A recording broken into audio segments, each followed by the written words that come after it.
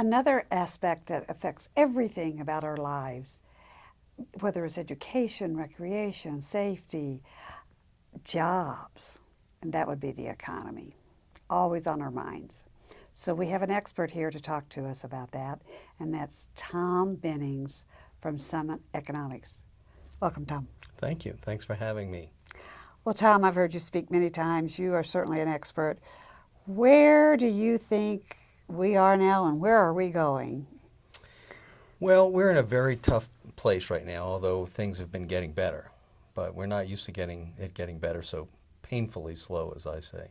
Mm-hmm. And so we're looking at an economy nationally that is really sort of finding its own way back into a recovery mode. And we're seeing some good momentum in the private sector. Mm-hmm. So that's good. And unfortunately, we have to deal with cutbacks, especially at the federal level, federal government level. And so that sort of cools things off, to put it mildly. And so we're concerned about, even though on the one hand we recognize the need to cut back and to get our budget not necessarily in balance, but more sustainable, especially with the aging baby boomers. Mm-hmm. and the stresses they're going to put on Social Security and Medicare. Right. And when you think about that locally, that's really going to be affecting us too, because yes, we have quite an increase in baby boomers and people who right, want to retire here. They're coming into our area, right? We've gotten boomers over the years. One of the interesting questions, and we don't know at this point, is whether as boomers hit their 70s and 80s, will they start to out-migrate or not from the area to mm-hmm, warmer climates, more with children.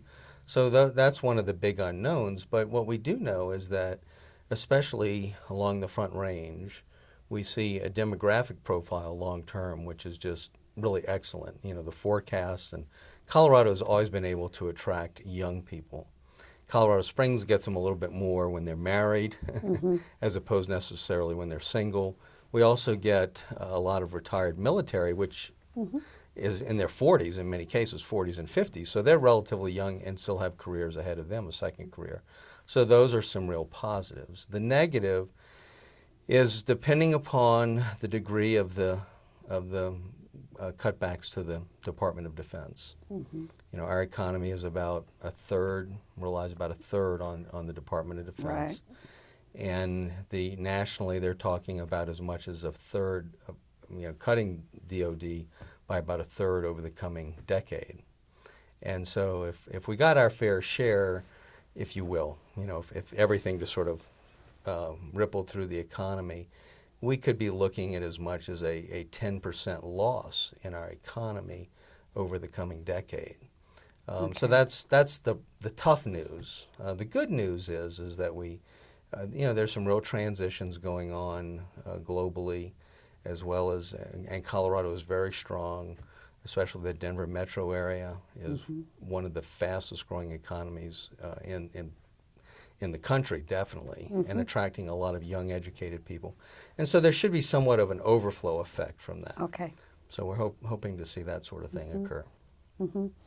So you're feeling like the economy will continue to grow. So what do you about in the next year? Are you feeling like that's going to be a strong year? Or? Well, again, the private sector is showing some good resiliency right now, and we're finally seeing some momentum. But it's going to be tempered with cutbacks at the federal level. My biggest concern is I believe we needed health care reform, and mm-hmm, the status quo was not working. But on the other hand, anytime you're getting ready to enact a major piece of new legislation that impacts the workforce and mm-hmm, the employment base, there's a lot of uncertainty. Yes. And so we see a lot of uncertainty in the markets today, and in terms of, do I hire somebody? Do I wait and see how this plays out? And we're really coming off of a long-term trend, moving away from traditional wage and salary employment anyway, mm-hmm, and movement towards self-employed. Mm-hmm. And that's interesting. So and so I think we may see an acceleration of that in the coming year to 2 years, until the economy really adjusts and understands, and businesses understand how to incorporate changes such as Affordable Health Care Act. So to sum it up is there's still that uncertainty. Yes. That we shouldn't be panicking, Right. that just stay the course, make sound decisions, don't make any out of fear, and we'll be okay. You know, absolutely. I mean, the United States, we have more going for us than virtually any other advanced economy around the world, and even really more than China, I think, when you look at it from the coming 10 years. So we'll be all right. Okay. So it just comes down to we're great Americans. We're going to make it happen. It's going to work. Thank you so much, Tom. You bet. My pleasure.